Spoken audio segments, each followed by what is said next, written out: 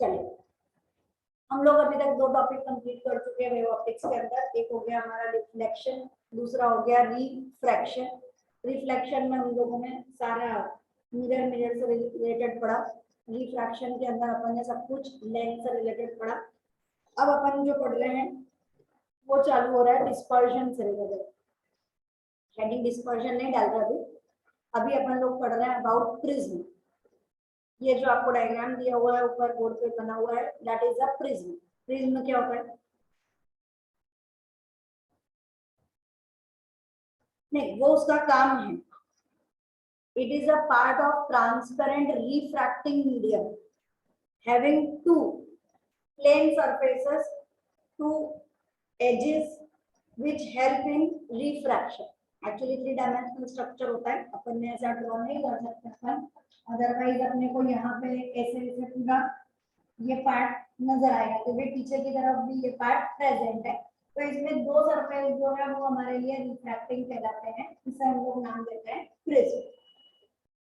क्या हो रहा है? तो पहले हमारे पास में जा रही है, ये जा रही है इंसिडेंट रे, यहाँ पर इसका हुआ रिफ्रैक्शन। उसके बाद में वापस से ये लाइन बाहर निकली। नॉर्मली अपन यहाँ पर आर लिखते हैं और यहाँ पर भी आर लिखते हैं। अभी मैंने क्या लिखा है? R1 और R2, क्योंकि डिपेंडिंग कि भाई ये कितनी ब्रॉड है, कैसा हम लोगों ने प्रिज्म का मटेरियल लिया है, उसकी थिकनेस क्या है, तो जरूरी नहीं है कि ये दोनों आर इक्वल हो। कैन बी और कैन नॉट बी। अपने को डेरिवेशन करना होगा, जरूरत होगी तो अपन बोल देंगे R1 is equal to R2 is equal to R। नहीं तो अपन लोग अलग अलग लेके चल रहे हैं कि R1 अलग है और R2 अलग है। इंसिडेंट रे अंदर आई, रिफ्रैक्ट हुई, वापस से रिफ्रैक्ट होकर यहाँ से बाहर निकली। जो लाइन बाहर निकलती है उसे हम बोलते हैं इमर्जेंट रे। बराबर। अब इन सब के लिए अपन ने नॉर्मल ड्रॉ किया, इधर से इधर ऐसे ही। ये वाला रिफ्रैक्टिंग जो सेकंड पार्ट जा रहा है और ये वाला इमर्जेंट, इसके लिए भी हम लोगों ने एक नॉर्मल ड्रॉ किया। ये दोनों नॉर्मल एक पॉइंट O पे जाके ज्वाइन हो गए। इंसिडेंट रे और नॉर्मल, एंगल ऑफ इंसिडेंस। उसके बाद में ये वाली हमारी इमर्जेंट रे और ये वाला नॉर्मल, एंगल का नाम हो गया एंगल ऑफ इमर्जेंस। बराबर। उसके बाद ये नॉर्मल आ रही है और ये वाला रिफ्रैक्टिंग, तो एंगल हो गया R1। उसके बाद वापस से ये वाला रिफ्रैक्टिंग और ये वाला नॉर्मल, तो एंगल हो गया R2। हमेशा नॉर्मल के साथ ही एंगल बनाया जाएगा, अपनी मर्जी से कहीं और ड्रॉ नहीं कर देंगे। ठीक है। उसके बाद अब अपन ने बोला कि इसको ऐसा सीधा सीधा जाना चाहिए था, गया नहीं, इसलिए हमने क्या लाइन करी? Dotted line.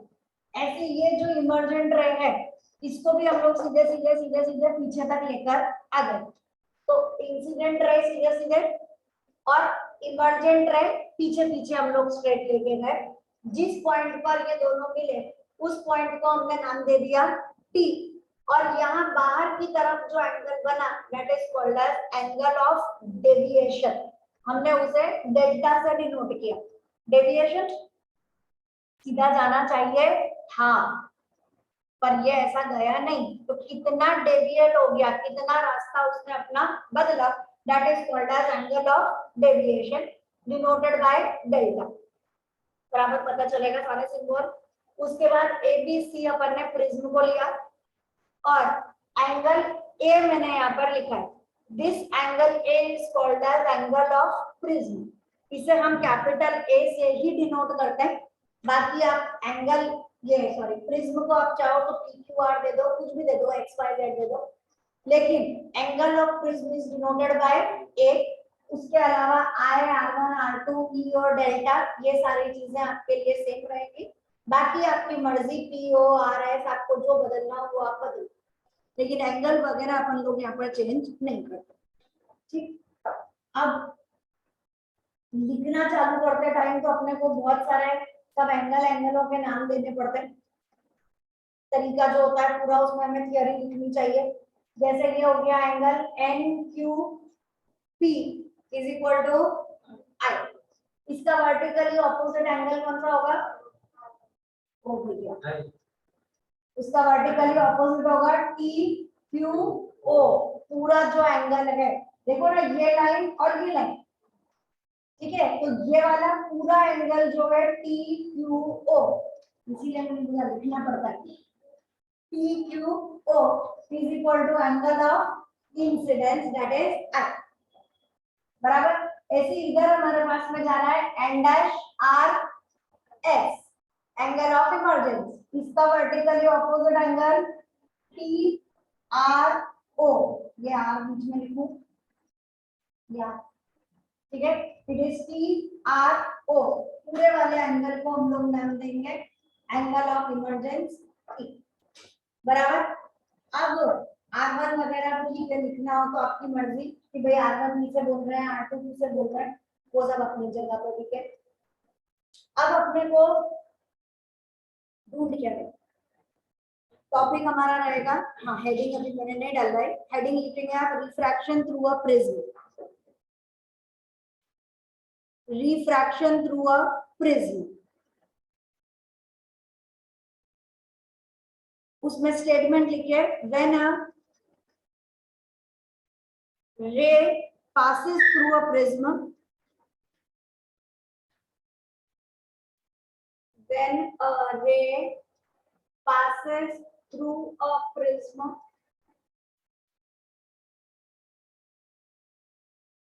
comma, the sum of angle of prism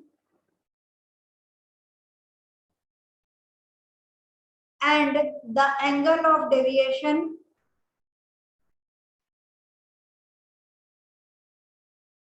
is equal to the sum of angle of incidence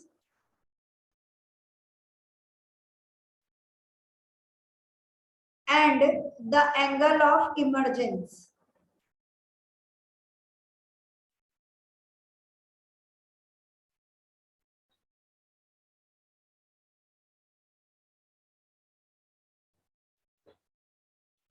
जो हमें प्रूफ करना है वो है कि angle of prism plus angle of deviation is equal to angle of incidence plus angle of,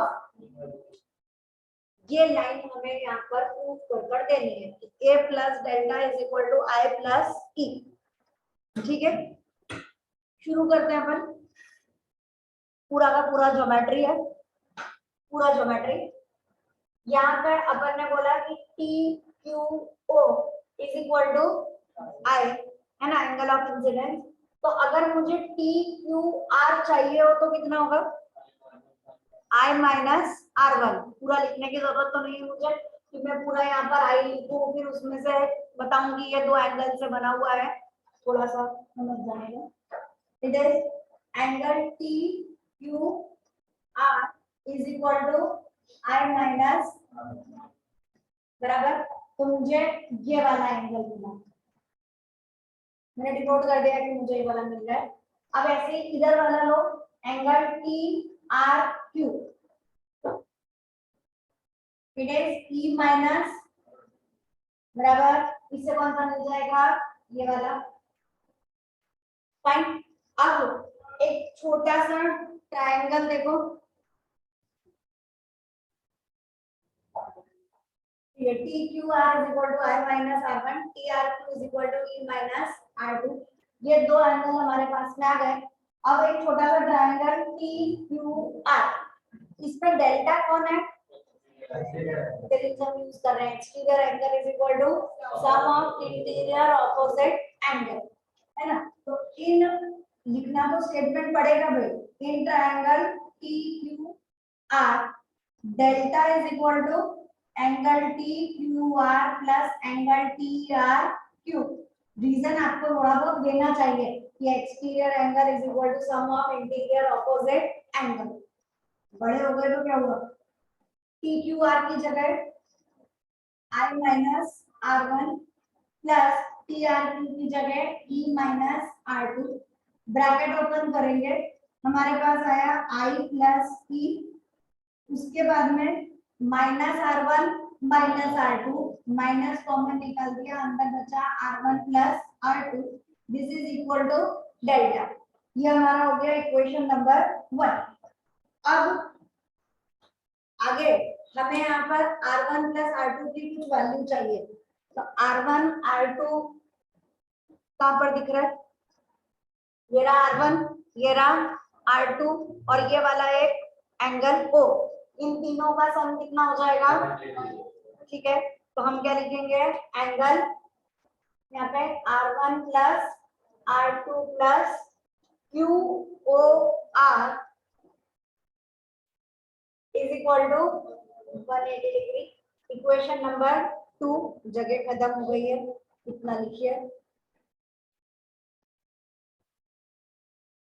चलिए हम लोगों ने यहाँ पर ले लिया R1 plus R2 plus angle QOR is equal to 180 degree.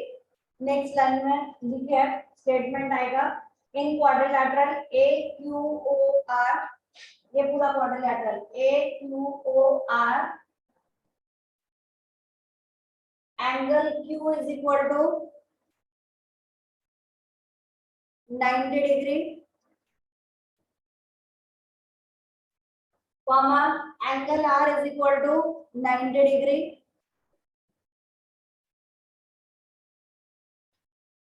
So angle A plus angle QOR is equal to 180.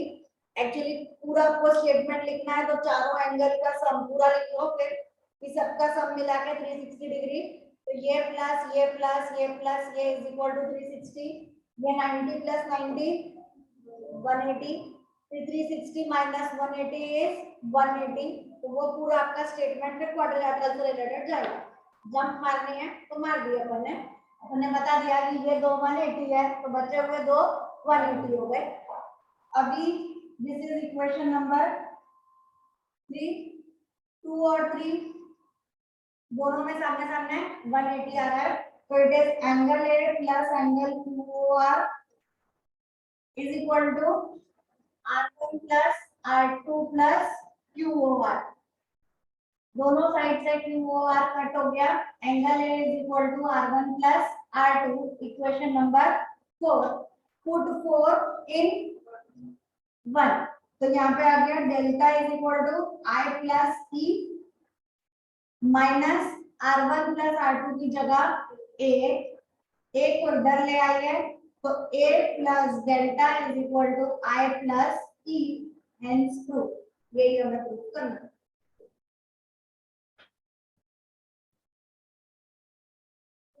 Next derivation, prove that mu is equal to sin A plus delta m, लिखिए ये proof that, ये equation है, whole divided by 2 upon sin A by 2,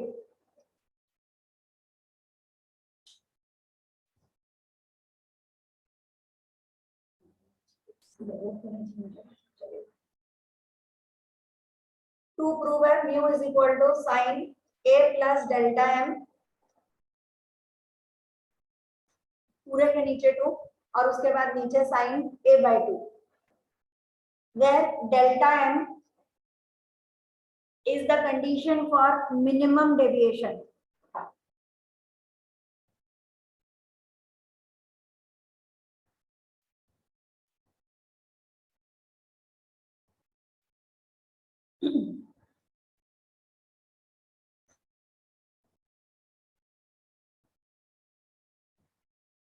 शुरू करने से पहले statement लिखिए, the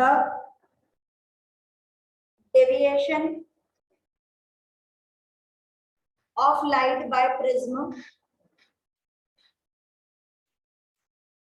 the deviation of light by prism depends on first point angle of prism,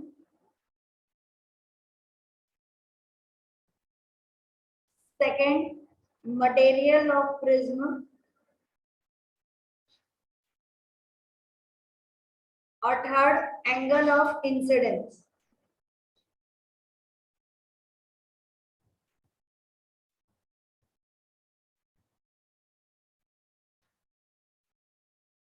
next line में लिखिए, if angle of incidence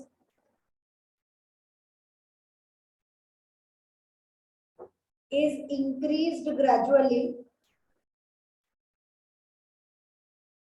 इसको डबल अंडरलाइन बाद में कर लेना, if the angle of incidence is increased gradually, then the angle of deviation first decreases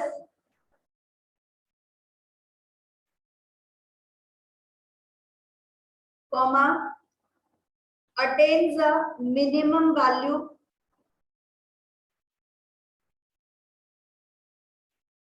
bracket में delta M and then again starts increasing.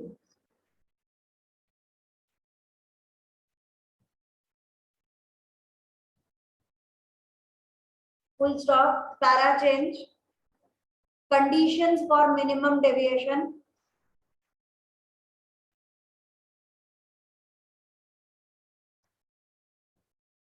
Conditions for minimum deviation.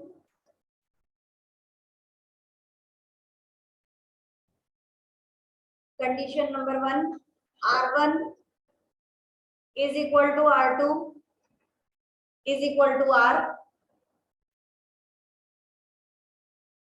और second condition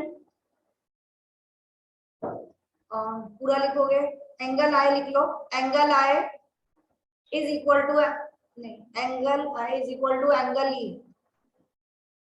actually उल्टा लिखना चाहिए, angle E is equal to angle I, angle of emergence is equal to angle of incidence. चलो minimum deviation की हम लोग बात कर रहे हैं. रास्ता बदल रहा है, कितना बदलना चाहिए, कम से कम बदलना चाहिए. तो मिनिमम डेविएशन के लिए कंडीशन जो हम लोगों ने रखी, कब होगा मिनिमम डेविएशन, जब फर्स्ट रिफ्रैक्शन सेकंड रिफ्रैक्शन दोनों बराबर हो जाएं और उनको हम एंगल को नाम दे दें सिर्फ आर, R1 और R2 की वैल्यू दोनों की मिला के हो जाए आर, और जो एंगल ऑफ इमर्जेंस है that is equal to angle of incidence. Normal condition क्या होती है, यही होती है ना, एक स्लैब ले लो, यहाँ से लाइट जो है वो अंदर आ रही है, निकली, फिर यहाँ से बाहर गई, इस वक्त हम बोलते हैं कि ये जो एंगल ऑफ इंसिडेंस है this is equal to angle of, पता चल रहा है. तो ये कैसा हो गया, एक स्लैब जैसा. तो हम प्रिज्म के अंदर दो सरफेस होते हैं, उसके बावजूद भी उसकी कंडीशन कैसी हो रही है, एक सिंगल स्लैब जैसी, मतलब उसके अंदर डेविएशन बहुत ही कम हो रहा है. उस डेविएशन को हमने बोला angle of minimum deviation which is denoted by delta M. Deviation किन चीजों पर डिपेंड करता है, तो तीन चीजें हमने बोली, एक एंगल ऑफ प्रिज्म यानी ए, दूसरा मटेरियल ऑफ प्रिज्म, और तीसरा angle of incidence. Angle of incidence हमारे लिए सबसे ज्यादा इंपॉर्टेंट रहेगा, क्योंकि हम उसमें बोल रहे हैं कि एंगल ऑफ इंसिडेंस जब बढ़ाओगे तो एंगल ऑफ डेविएशन कम होगा. कम होते होते होते होते वो अपनी एक मिनिमम पोजीशन पे जाएगा और उसके बाद वो बढ़ना चालू करेगा. अगर इसी चीज के लिए हमें ग्राफ बनाने का बोल दिया जाए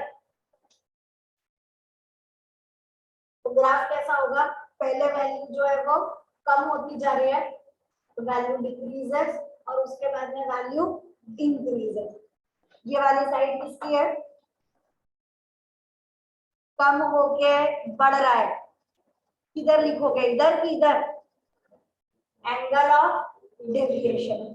पहले कम हो रहा है उसके बाद बढ़ रहा है, और ये वाला कौन है, एंगल ऑफ इंसिडेंस. ये आपका बढ़ रहा है बढ़ रहा है बढ़ रहा है, ये बढ़ता ही जा रहा है, लेकिन बढ़ते बढ़ते बढ़ते बढ़ते मिनिमम डेविएशन एक पॉइंट पे जाके सबसे मिनिमम वैल्यू पर डेविएशन पहुंचा, इस वैल्यू को हमने नाम दिया एंगल ऑफ मिनिमम डेविएशन, जिसे हम बोलेंगे डेल्टा एम. और उसके बाद अगर आप और एंगल आए बढ़ाओगे तो फिर डेविएशन बढ़ना चालू हो जाएगा. तो ग्राफ इस तरह से रहेगा. अब फॉर्मूला डिराइव करने के लिए अपन अपना मेन फॉर्मूला कौन सा वाला,